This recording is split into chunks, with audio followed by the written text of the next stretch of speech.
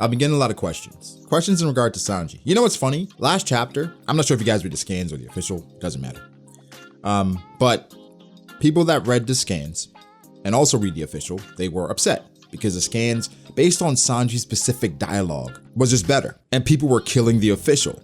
And I just wanted to bring it up to you guys just to find just how small things like that become a major thing when Sanji is involved. And I think, this goes back to just the translations and how that's, how that plays into it. But Sanji's been a magnet for controversy for a while, like every single arc. And we're gonna get into that today. We'll talk about Sanji shortly, but first I gotta let you know that this video is sponsored by Surfshark VPN. Surfshark, which is a virtual private network, is an award-winning VPN. You may think it's something you probably don't need, or you don't understand what a VPN does or how it works. Well, I'll break it down for you. A VPN is your own private network that you can use to protect your information while streaming, shopping, or just casually browsing the internet. It's funny because incognito mode to some people is very secure, but fun fact, all it means is that your browser doesn't save cookies. Your ISP can still track your activity and collect your data.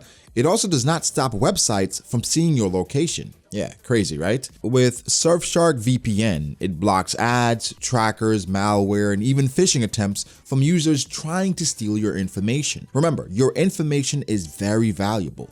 Companies pay for your browsing history to then present targeted ads. You can use Surfshark to protect yourself, and you can do all this with one account, because one account covers unlimited household devices. So to start browsing safely, click the link below, use code B.D.A for 83% off and 3 months free. Yeah, I get it. Knowing you're exposed is terrifying, but use my link and protect yourself and sign up for Surfshark. So thank you guys. And if you're here for the first time, make sure to subscribe to the channel for more content like this. Also drop a like, that helps me out a lot. So Sanji, as I was saying, every single arc we go through this. And I'm sticking to post time skip here. It's a recurring theme. Fishman Island, Punk Hazard, Dressrosa, Zoe, Whole Cake Island, now Wano. The exact same thing. Sanji does something cool, Sanji does something stupid, Sanji does something cooler, then he does something stupid again. This is just how things happen. And every single time the community goes crazy and they start bashing Sanji, and to a lesser extent, Oda. The purpose of this video is to give you guys my unfiltered thoughts about this entire situation. Now, it's no secret that I like Sanji as a character. I rather enjoy him. But there are always people that are asking me, why do I like that character? How could you like a character like that? A character that has nosebleeds and almost dies from them. Well, I think Sanji will always be marred in controversy just because of what Oda tries to do with him. He will always be a yin and yang character, where sometimes it may be 1 step forward, 2 steps back, or 2 steps forward, 1 step back. And I think because of that is why I like Sanji, the controversy. It's not as straightforward. The character does not always win. And I definitely don't want to make this a competition between Zoro and Sanji. I know that's inevitable, but I relate more to Sanji's character, right? Like, I love Zoro's character, but I relate more to Sanji's character. I think Zoro's amazing. Right? Zoro is great. I think Zoro as a character and what he stands for, his ambitions, his drive, they're so amazing. It's a bit unrealistic, where ideally you hope to be a character like that. You hope to have that drive and ambition no matter what. But I think I acknowledge the humanity in Sanji. Now, I will say that Oda goes too far in regards to the simplistic nature in which he operates, but I also gotta say, I'm not one of those people that has a problem with him not hitting women. I think I may have dismissed it in my discussion about the chapter when I said, okay, people expect Sanji to grow if he hits women, where I think that was a bit dismissive and may have been a straw man, so I'll address that. I'm sorry if this video is all over the place today, but it's a lot to talk about in regards to Sanji because of just how much I've been hearing over the past week. So Sanji hitting women, it's been a major thing ever since Sanji was introduced. That was a part of his character. That was the foundation of his character. I mentioned the SBS in regards to Oda and Sanji saying he won't hit women, but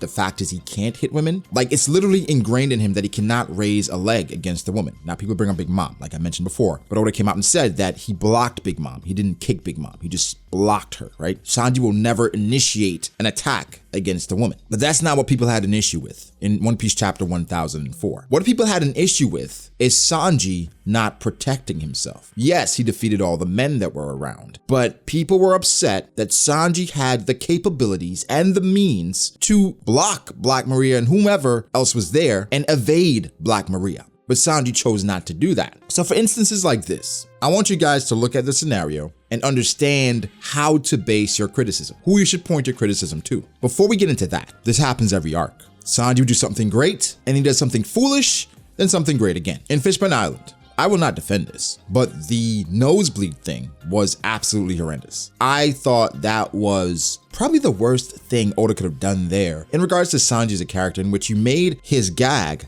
a plot point, like a huge plot point, which I understand the gag. And it's weird because people call Sanji a simp and, you know, him and how he feels about women. Then I see them on Twitter being worse than Sanji. But that's not what we're here to talk about. What I'm saying is Sanji, we love the character because, again, yin and yang, right? What made the Mr. Prince moments more satisfying was the fact that he had those lows, right? For instance, Zoro. When Zoro does something great, it's really great, right? But he's not coming from a valley, right? He's coming from a plateau and then it goes up. From Sanji, it's ebbs and flows, where it goes from valleys and peaks. So those valleys are really low, but those peaks are really, really high and satisfying. Like in Fishman Island, you had the nosebleed thing, an absolute valley, a chasm, if you could say. But then you had the Blue Walk, Hell's Memories. It was just like, wait, what? Those were things you enjoyed. Then you had in Punk Hazard, him versus Virgo, his leg got cracked. But before that, he saved them by stopping Virgo. We go to Dressrosa, him and Viola, that entire thing was whatever. But then him stopping Doflamingo, then him going after Big Mom, asking Luffy for permission to engage with Big Mom. We go to Zoe. We did not like the fact that Sanji was going with Capone because of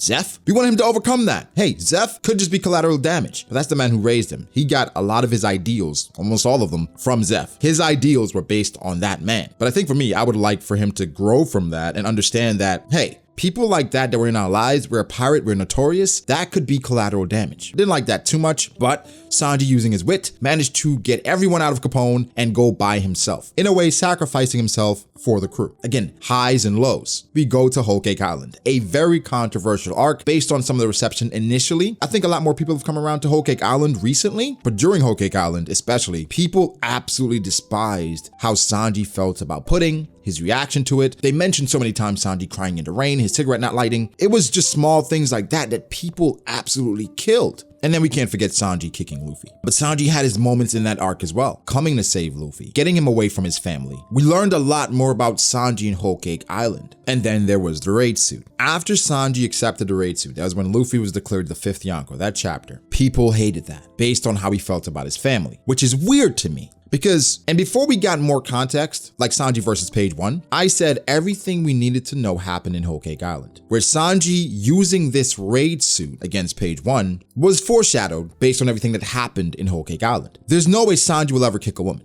right?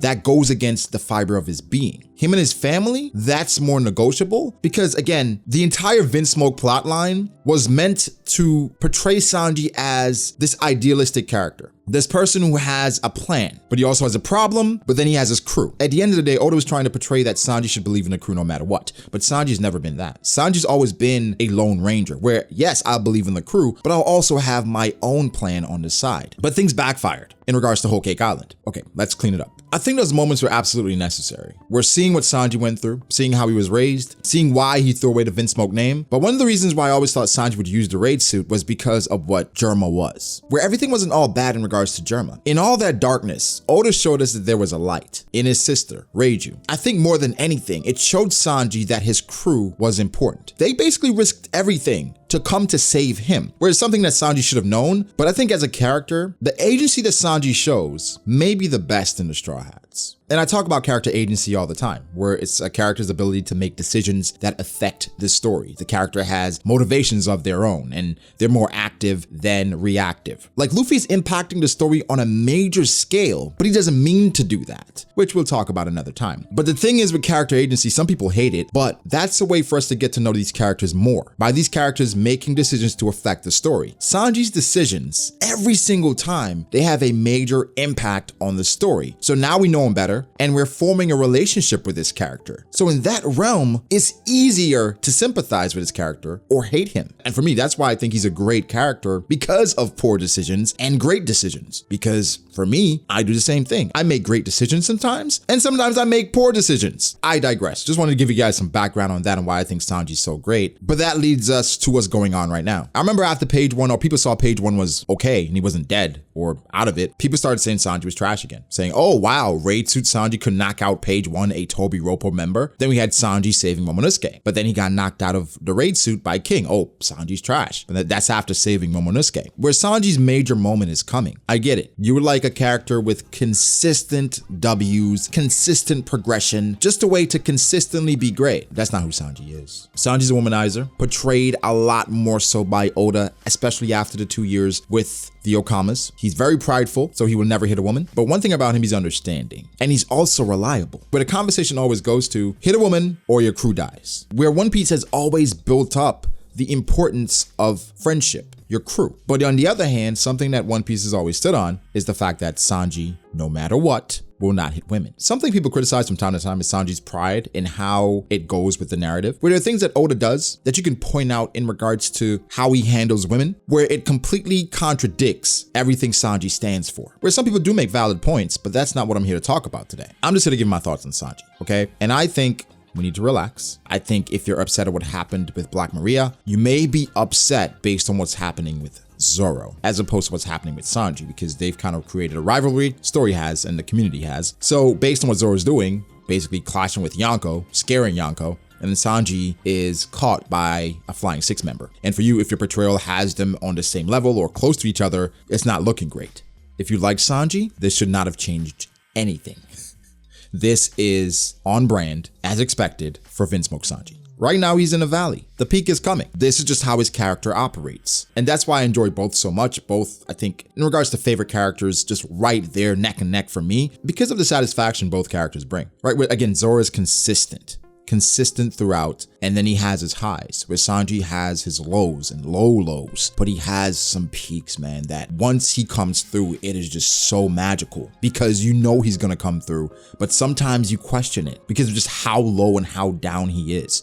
And, you know, in the words of the internet folk, he's down bad, but he'll be all right. He'll be fine. And that's what I'm here to tell you guys, all right? Sanji will be fucking fine. He'll be okay. This is how it is. You can choose whether or not to like it, right? How Oda portrays this character. But again, it's been more excessive post time skip in regards to his womanizing and how he operates. But this has always been a thing. So I'll end it here because there's more I could get into, but now we're going on a bit too long. But I want to let you guys know that I still like Sanji. I don't care what anybody says. I don't care what anybody puts in the comment section on Twitter, whatever. I still love the character. He's still very near and dear to my heart. Again, I resonate with the character. Of course, the womanizing, that's a bit much, and that's sensationalized and exaggerated because that's the type of series One Piece is. Everything is kind of exaggerated from devil fruits to character laughs to impressions to even designs, right? It's big, it's bold. That's one exaggeration I could do without, but that's what it is, okay? And if this changes how you feel about Sanji, then I wonder, why did you like this character in the first place? But guys, we'll leave it here. Make sure to like the video if you did. Subscribe to the channel for more content like this. Follow me on Twitter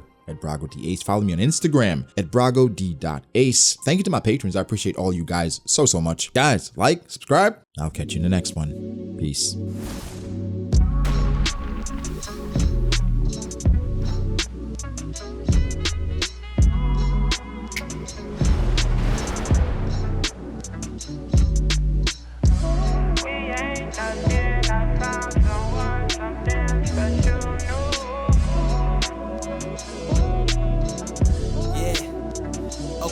I start doubting me, I felt lost.